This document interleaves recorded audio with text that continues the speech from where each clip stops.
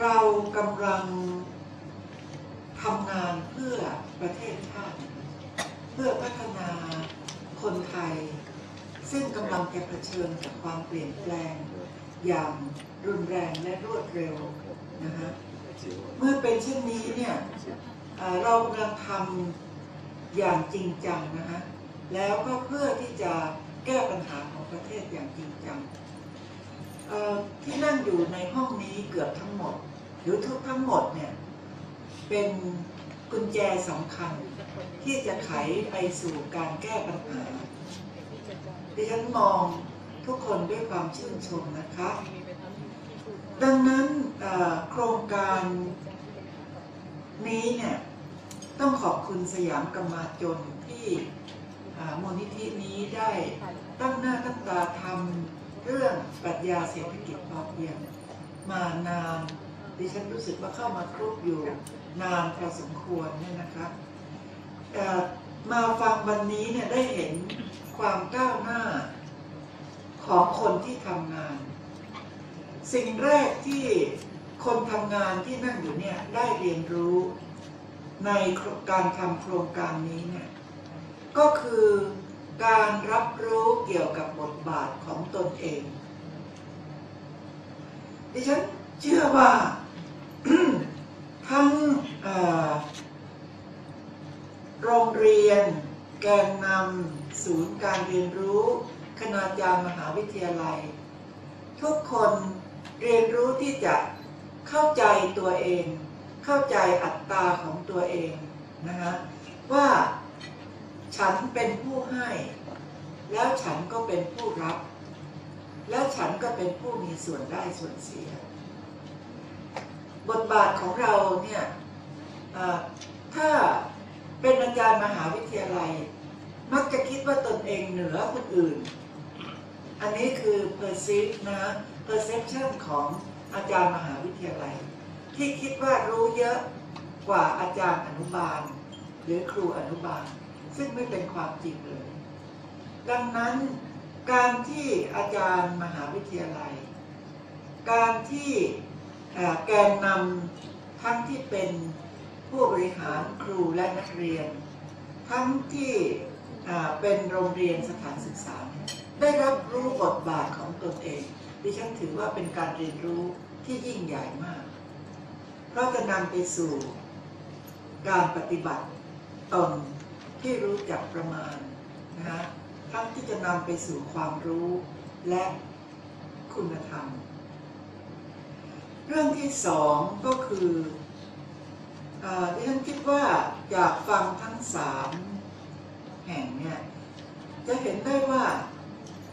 การที่เราจะตีว่าความสำเร็จเนี่ยคืออะไรบางโรงเรียนบอกว่าความสำเร็จก็คือ O-NET คะแนน O-NET เพิ่มขึ้นซึ่งก็เป็น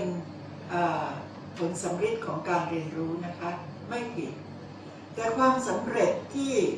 ยิ่งใหญ่มากเนี่ยเช่นบางโรงเรียนใช้ปราชญ์ท้องถิ่นเป็นผู้ที่เข้ามามีส่วนร่วมนอกจากจะได้ความรู้แล้วยังได้คุณค่าคุณไม่แก่เนี่ยคุณจะรู้สึกว่าพอแก่แล้วเนี่ยนะคุณค่าที่สำคัญมากก็คือเด็กๆเห็นว่าเราสำคัญแล้วก็มาฟังเรานะแล้วก็เห็นว่าคนที่สูงอายุเนี่ยมีประโยชน์ต่อเขาอันนี้สำคัญมากเลยนะคะนั่นจึงคิดว่าการที่เราสอนเนี่ยเราจะดูความสำเร็จของโครงการเศรษฐกิจพอเพียงอาจจะไม่หยุดอยู่แค่ตั้งคำถามแล้วก็เด็กตอบได้ซึ่งแสดงว่าเด็กคิดแต่จะอยู่ที่การที่เด็กเนี่ยได้นำไปใช้ในชีวิตจริงได้เข้าใจคุณค่าของคนที่อยู่แวดล้อมตัวเขาเข้าใจคุณค่าของธรรมชาติที่อยู่แวดล้อมเขาแล้วก็เข้าใจมีบางโรงเรียนที่มีปัญหาเหล้าบุหรี่เพศศึกษาอะไรต่ออะไรเขาเข้าใจว่าทักษะที่เขาจะต้องทำนั้นคืออะไรนะคะ เมื่อพูดถึงทักษะเนี่ยขณะนี้ประเทศไทยกำลังตึงอนไปด้วยคำว่าอาเซียนและคำว่าศตวรรษที่ 21สถานศึกษาทุกระดับทุกแห่งเนี่ยก็กำลังวุ่นวายอยู่กับอาเซียนและศตวรรษที่ 21 นะคะแต่ที่จริงแล้วเนี่ยมันก็คือชีวิตไทยธรรมดานี่แหละนะฮะชีวิตไทยธรรมดานี่เองนะฮะและที่เราทำเศรษฐกิจพอเพียงเนี่ยก็คือเราต้องการให้คนไทยเนี่ยมีชีวิตธรรมดาที่เป็นปกติดังนั้นที่มีบางโรงเรียนบอกว่าก็ศีล 5เนี่ยเนาะนะฮะก็เป็นปกติของชีวิตของเราโครงการเศรษฐกิจพอเพียงนี้เนี่ยเท่าที่ฟังมาทั้ง3 แห่งคือ3 มหาวิทยาลัยเนี่ยดิฉันเห็นชัดอย่างหนึ่งว่าทุกระดับทุกศูนย์ทุกสถาบันเนี่ยต่างก็เป็นกลไกและฟันเฟืองที่แต่ละฟันเฟืองเนี่ยมาสอดคล้องกันแล้วก็หมุนไปด้วยกันที่นี่อย่างนี้ค่ะที่ฟังแล้วเกิดความกังวลขึ้นมานิดนึงก็คือในสเกลของมูลนิธิสยามกมาจนซึ่งเป็นสเกลที่เล็กที่ดีเนี่ยนะคะพอจะขยายตอนนี้ยังไม่ถึง84ใช่ไหมคะก็ยังเป็นเล็กๆอยู่ยังเป็นฟันเฟืองเล็กๆที่หมุนไปแล้วก็ฟังดูผลสำเร็จการเล่าเรื่องผลสำเร็จเนี่ยก็ดีพอสมควรแต่พอจะขยายคือฟังท่านอาจารย์จากกระทรวงศึกษาว่าจะขยายออกไปใหญ่มากมันจะเป็นมหาภาพทันทีค่ะมันจะใหญ่มากจากลำธารเล็กๆที่ใสสะอาดแล้วก็ตรงประเด็นเนี่ยพอขยายเป็นแม่น้ำเนี่ยมันเริ่มจางแล้วนะแล้วก็เริ่มมีบริบทต่างๆเข้ามาเกี่ยวข้องของสยามกมาจนเป็นท่านเรียกอย่างนี้กันแล้วกันนะของมูลนิธิสยามกมาจนเนี่ยเท่าที่ฟังมาตลอดจะเน้นปฏิบัติจะเน้นที่คนเวลาจะดูผลสำเร็จเนี่ยจะดูที่คนคือดูที่นักเรียนดูที่การเปลี่ยนแปลงพฤติกรรมของครูดูที่บทบาทของคนในศูนย์การเรียนรู้แต่พอขยายเข้ามาเป็นระบบมหาภาคเนี่ยแน่นอนเราต้องเห็นใจกระทรวงศึกษาว่าจะต้องมีรูปแบบมีระบบมีตัวหนังสือเข้ามาเกี่ยวข้องมีตัวเลขเข้ามาเกี่ยวข้องถึงตอนนี้เนี่ยผู้แทนกระทรวงศึกษายังอยู่คือเราจะโทษว่ากระทรวงศึกษาอย่างโน้นอย่างนี้เนี่ยไม่ได้เพราะการทำอะไรที่ใหญ่มีคนเกี่ยวข้องจำนวนมหาศาลครู 400,000 คนโรงเรียน 30,000 เกือบ 40,000 คนทั้งในระบบนอกระบบและอัธยาศัยเพราะฉะนั้นดิฉันเห็นว่ากระทรวงศึกษาธิการถ้าจะรับเอารูปแบบนี้ไปเนี่ยดิฉันเห็นว่าการประเมินเนี่ยนะคะอยากจะให้เน้นที่ประเมินคนให้มากประเมินตัวหนังสือให้น้อยและตัวเลขเนี่ยไม่ใช่เรื่องสำคัญเกินไปนะคะยิ่งตอนนี้จะคิดโกเน็ต 20% admission เนี่ยโรงเรียนมัธยมก็จะเหนื่อยเพิ่มขึ้นอีกนะมันเหนื่อยนะไอ้ที่เราทำเนี่ยเป็นความสุขแต่มันจะไปเอ็นอัพที่ม.6 เนี่ยที่เหนื่อยนะคะนั่นเป็นข้อคิดของดิฉันว่างานของกระทรวงศึกษาธิการนั้นเป็นวงจรที่มีชีวิตฟันเฟืองแต่ละจักรกลเนี่ยมันกระดุกกระดิกค่ะเช่นครูย้ายอะไรอย่างเงี้ยนะมันมีบริบทและมันมีปัจจัยที่เข้ามารบกวนกระทรวงศึกษาเนี่ยมากเหลือเกิน นะฮะนี่ก็เราก็คุยกันด้วยความเห็นใจนะฮะแต่ในเวลาเดียวกันเนี่ยก็ไม่อยากให้ทิ้งแนวทางของที่มูลนิธิสยามกำมะจนได้วางรากฐานเอาไว้มันจะไปบังคับผู้บริหารและครูนะ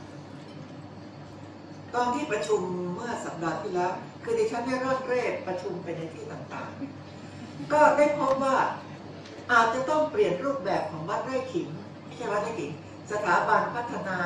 ผู้บริหารและบุคลากรหรือเปล่าว่าจะต้องทำเป็นองค์กรมหาชนหรือไม่นะคะที่จะทำให้การประเมินเนี่ยหรือการอบรมวัดไร่ขิงคือฉันก็เรียกวัดไร่ขิงอยู่เรื่อยนะคือการอบรมของสถาบันผู้บริหารกับวิธีการที่3 มหาวิทยาลัยที่ได้ฟังวันนี้เป็นคนละเรื่องกันนะคะและ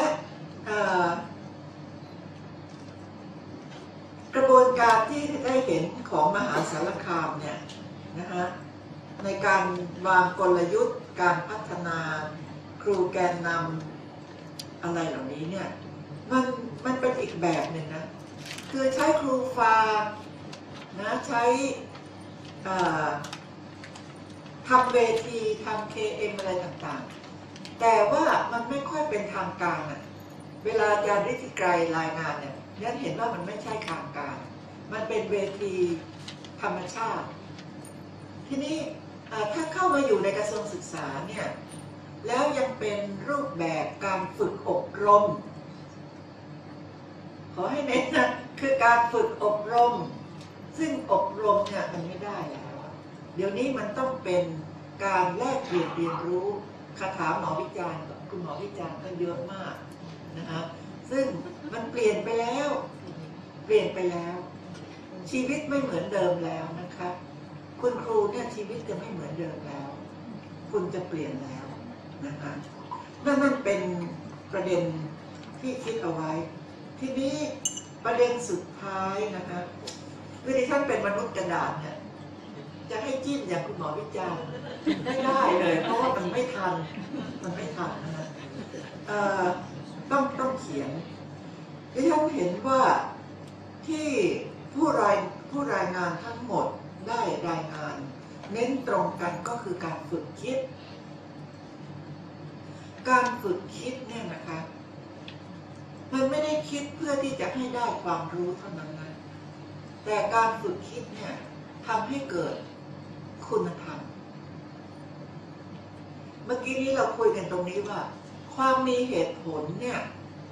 มันมีทั้งเหตุผลทางลบและเหตุผลทางบวกฉันจะปล้นใครเนี่ยก็เพราะฉันจนน่ะฉันมีเหตุผลในเมื่อฉันจนเนี่ย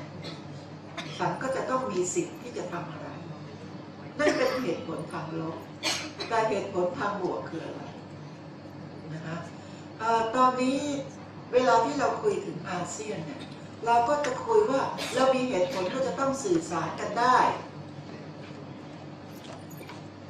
ให้นั้นก็ต้องเรียนภาษาอังกฤษนะคะเรียนภาษาจีนเรียนภาษาพม่าเขมรลาวอะไรก็ตามใจแต่เราลืมไปว่าอาเซียนไม่ได้มีแค่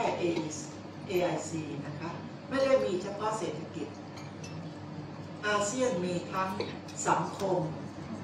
การปกครองและปัญหาสังคมวัฒนธรรมเราเตรียมตัวเรื่องวัฒนธรรมแค่ไหนนะคะวัฒนธรรมถ้าหากว่ามีคนประเทศเพื่อนบ้านของเราเนี่ยเข้ามาอยู่ในเมืองไทยเต็มไปหมดเลยนะคะเพราะว่าการประกอบอาชีพเนี่ยมันไม่มีพรมแดนแล้วอาชีพของคนไทยจำนวนมากจะถูกแข่งขันด้วยเพื่อนบ้านของเรานะคะวัฒนธรรมจะกลืนเราหรือเราจะกลืนเขาหรือไม่กลืนคือต่างคนต่างอยู่สิ่งเหล่านี้เป็นเรื่องที่เราต้องคิดทั้งนั้นเลยนะคะเพราะฉะนั้นเราจะพูดถึงทักษะศตวรรษที่ 21 หรือจะพูดถึงอาเซียนหรือจะพูดความอยู่รอดของคนไทยและประเทศไทยดิฉันคิดว่า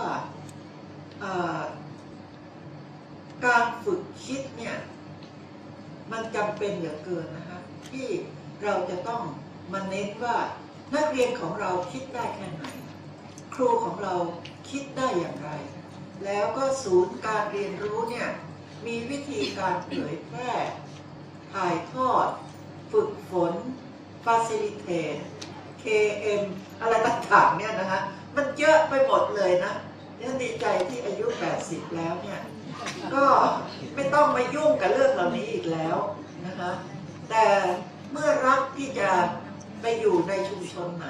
ไปอยู่ใน TLC ไหนที่ฉันจะไปนะคะเพื่อที่จะไปขอรับความรู้อย่างวันนี้ก็มีการรู้จักตัวเองว่าโอ้ยังมีหลายเรื่องนะที่เราไม่รู้และเราก็ได้รู้ขอบคุณคุณเปานะคะที่ให้มาคือเมื่อเรา perceive ตัวเราเนี่ยว่าเราเป็นทั้งผู้ให้เป็นทั้งผู้รับและเป็นผู้มีส่วนได้ส่วนเสียมาวันนี้ก็คุ้มอ่ะคุ้มนะแต่เป็นมีส่วนได้เยอะมากนะเจาะเลือดโรงพยาบาลเสร็จก็มาเลยนะเพราะว่าได้เยอะมากอ่ะคุ้มให้นั้นอาจารย์ครับขอให้อาจารย์คิดนะว่าอาจารย์คุ้มที่มาเนี่ยนะได้คุ้มเลยเพราะว่าคุณอาจจะอยู่รอดนะคุณอีก10 ปีเนี่ยคุณยังอยู่นะดิฉันอาจจะไม่อยู่แต่ถ้าคุณได้เรียนรู้เรื่อยๆแบบนี้เนี่ยคุณจะอยู่รอดเพราะว่าคนที่จะอยู่รอดไม่ใช่คนที่มีกำลังอีกต่อไปนะแต่คือคนที่มีความคิด